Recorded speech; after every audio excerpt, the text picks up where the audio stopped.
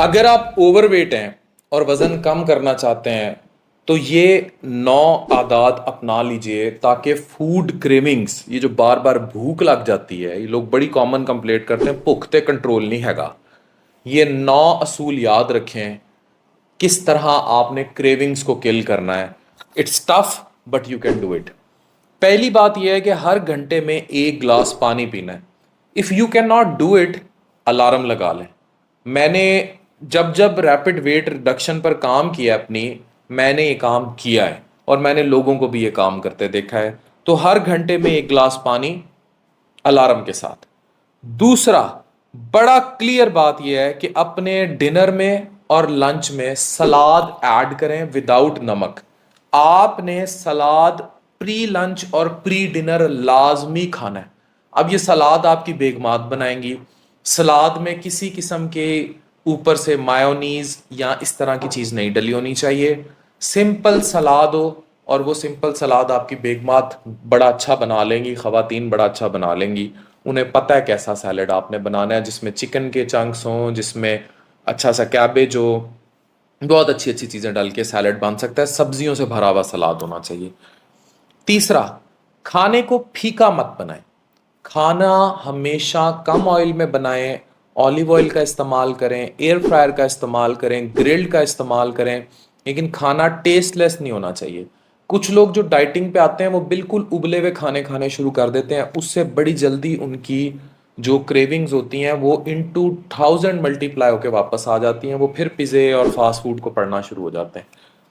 चौथा असूल, अपनी डाइट में प्रोटीन ज़्यादा ऐड कर लें। एग, सैल्मन, किसी भी किस्म की और मछली, चिकन, चिया सीड्स, जो भी प्रोटीनेशियस फूड्स ऐड किए जा सकते हैं उन्हें अपने फूड में मैक्सिमम रखें। कार्ब्स यानी रोटी, चावल, मीठा, स्पेशली वाइट शुगर से जितना परहेज किया जाए कम है। इतना ही उनमें जायका है। हम, मुझे भी ड्रैग करता है, आप सबको ड्रैग करता है, लेकिन क्रेविंग्स को बढ़ाता है। इसको किल करें। पांचवा, अपनी आउटिंग्स कम से कम रखें। जितना आप बाहर जाएंगे, अगर आउटिंग करनी है किसी हेल्दी एक्टिविटी में जाएं।